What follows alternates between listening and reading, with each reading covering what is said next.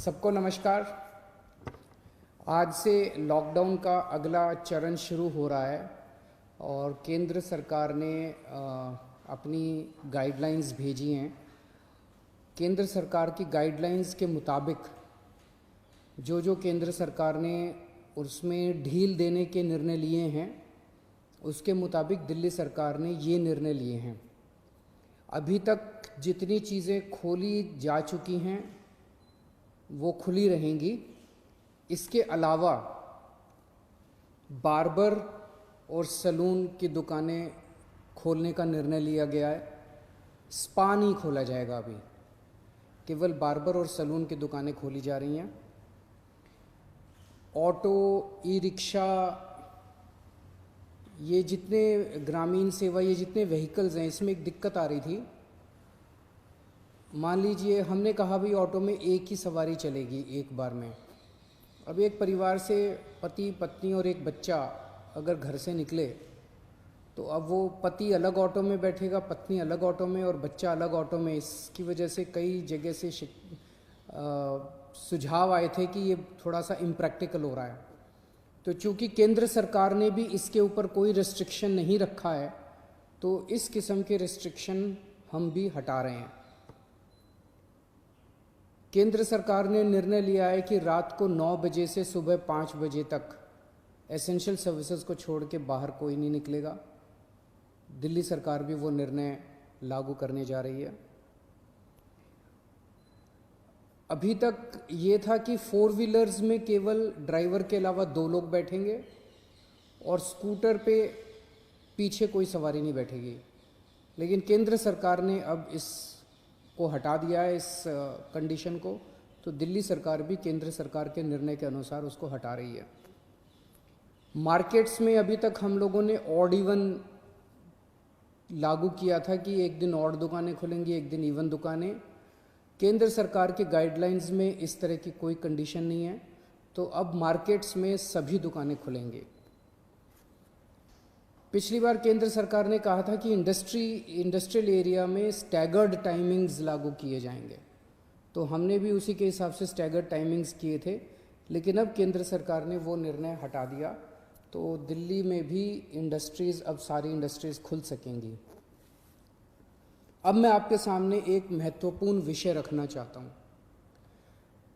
और इस पे आप लोगों का मुझे मार्गदर्शन चाहिए। आज तक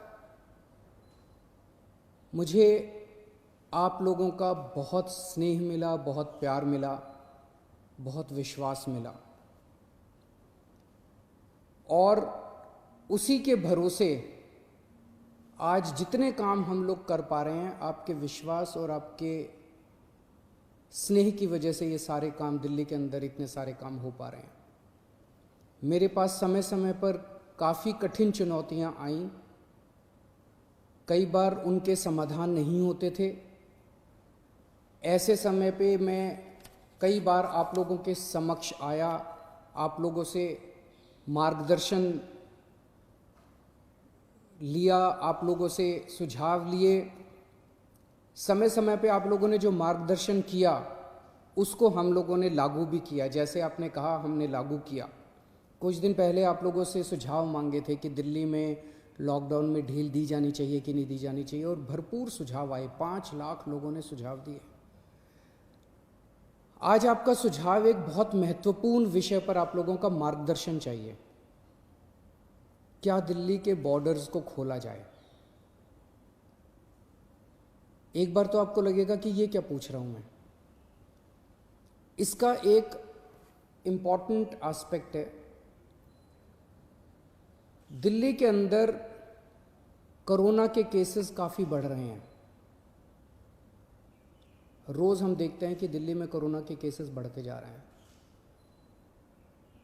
मैंने इसके बारे में कहा कि दिल्ली में कोरोना के केसेस बढ़ रहे हैं, ये चिंता का विषय तो है, लेकिन घबराने की ज़रूरत नहीं है।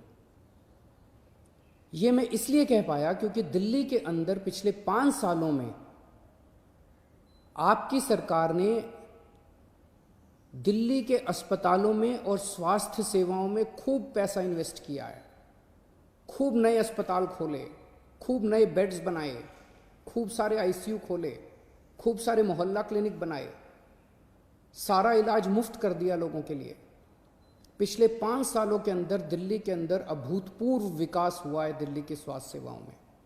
आज उसी की वजह से, जब कोरोना की महामारी की वजह से देश के और दुनिया के कई हिस्सों के अंदर उनकी स्वास्थ्य सेवाएं बिल्कुल ध्वस्त हो गई, कोलैप्स कर गई, आज दिल्ली में बढ़ते हुए केसेस के बावजूद आपका मुख्यमंत्री आपको विश्वास दिलाता है कि अगर आपके घर में कोरोना हो गया तो चिंता मत करना, आपके लिए बेड है, हमने आपके लिए बेड का इंतजाम कर लिया है। पिछले हफ्ते जब मैंने आप लोगों से बात की थी, अभी कुछ दिन पहले, मैंने आपको कहा था कि आज की, उस दिन मैंने कहा था 3-4 दिन पहले कि आज की डेट में दिल्ली में 2100 मरीज हैं, लेकिन 6600 बेड का इंतजाम है। और ये 9,500, 5 जून तक 9,500 बेड्स का इंतजाम हो जाएगा, 9,500 बेड्स। जबकि आज की डेट में मेरे ख्याल से 2300-2400 पेशेंट्स हैं आज, तो 2300-2400 पेशेंट्स के अगेंस्ट में हमारे 9,500 बेड्स का इंतजाम होगा। ये कौन से अस्पताल में कितने बेड खाली हैं, कितने वेंटिलेटर खाली हैं, एक तो है कि मैं वैसे ही हवा में बात कर लूँ, लेकिन अब आपको ऐप के ज़रिए भी ये पता चल जाएगा। ऐप तैयार हो चुका है, उसको कल लॉन्च कर रहे हैं, कल सुबह उसको लॉन्च करेंगे। आप उस ऐप को डाउनलोड कर लेना और आपको पता चल जाएगा कि किस अस्पताल के अंदर कितने बेड खाली हैं। और अगर आपके घर में कोरोना हो तो आप वहाँ जा सकते हैं। लेकिन अगर हमने बॉर्डर्स खोल दिए तो पूरे देश भर से लोग दिल्ली इलाज कराने के लिए आते हैं। क्यों आते हैं? 2 कारणों से दिल्ली आते हैं। एक कारण कि दिल्ली की स्वास्थ्य सेवाएं आज पूरे देश में किसी भी राज्य से या किसी भी शहर से सबसे ज़्यादा अच्छी हैं। पूरे देश में सबसे अच्छी स्वास्थ्य सेवाएं आपको दिल्ली में मिलती हैं, तो पूरे देश भर से लोग इलाज कराने आते हैं। और दूसरा कि दिल्ली के अंदर सरकारी अस्पतालों में सब कुछ मुफ्त है। आपका 10 लाख रुपए का भी अगर कोई ऑपरेशन होगा तो वो भी मुफ्त है। तो पूरे देश भर से लोग यहाँ इलाज कराने आते हैं। जैसे हम बॉर्डर्स खोलेंगे, देश भर से लोग अपना इलाज कराने के लिए दिल्ली में आएंगे। जो आज मैं आपको कह रहा हूँ कि 9,500 बेड्स हम लोगों ने आपके लिए रखे हुए हैं अगर कोरोना हो जाता है, जबकि आज दिल्ली में केवल 2300 पेशेंट्स हैं। ये बेड्स तो 2 दिन के अंदर भर जाएंगे अगर पूरे देश भर से लोग दिल्ली के अंदर आ गए। तो हमें क्या करना चाहिए? क्या बॉर्डर्स खोलने चाहिए या नहीं खोलने चाहिए? कुछ लोगों का कहना है बॉर्डर्स खोल देने चाहिए, लेकिन दिल्ली के अस्पतालों को केवल दिल्ली के लोगों के लिए, दिल्ली में रहने वाले लोगों के लिए, दिल्ली में जो लोग रह रहे हैं उनके लिए, उनके इलाज के लिए दिल्ली के अस्पतालों को इस्तेमाल किया जाए, उनके लिए रिजर्व किया जाए। लेकिन दिल्ली तो दिल वालों की है, दिल्ली तो सबकी है, दिल्ली तो देश की राजधानी है। दिल्ली तो केरला वालों की भी है, तमिलनाडु वालों की भी है, यूपी वालों की भी है, बिहार वालों की भी है, झारखंड वालों की भी है, महाराष्ट्र वालों की भी है। दिल्ली तो आज तक सबका इलाज करती आई है, फिर दिल्ली मना कैसे कर सकती है किसी का इलाज करने के लिए? तो कुछ लोगों का सुझाव है कि जब तक कोरोना है तब तक के लिए कम से कम दिल्ली के अस्पतालों में केवल दिल्ली में रहने वाले लोगों का इलाज होना चाहिए। क्या होना चाहिए? बहुत सारे सुझाव हैं। मुझे आपसे मार्गदर्शन चाहिए और हमें क्या करना चाहिए। आप हमें इस बारे में सुझाव भेजें। शुक्रवार को 5 बजे तक आपके सुझावों का इंतज़ार रहेगा। आप मुझे अपने सुझाव व्हाट्सएप कर सकते हैं। व्हाट्सएप नंबर है 8800007722। व्हाट्सएप नंबर है 8800007722। ईमेल है delhicm.suggestions@gmail.com। ईमेल है delhicm.suggestions@gmail.com।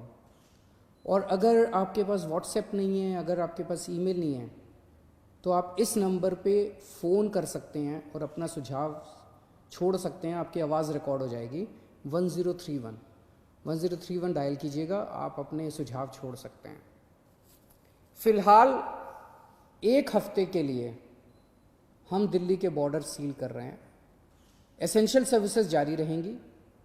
सरकारी ऑफिसर्स जो हैं वो आई कार्ड के बेसिस पे आ जा सकेंगे, पास लेकर आया जाया जा सकेगा।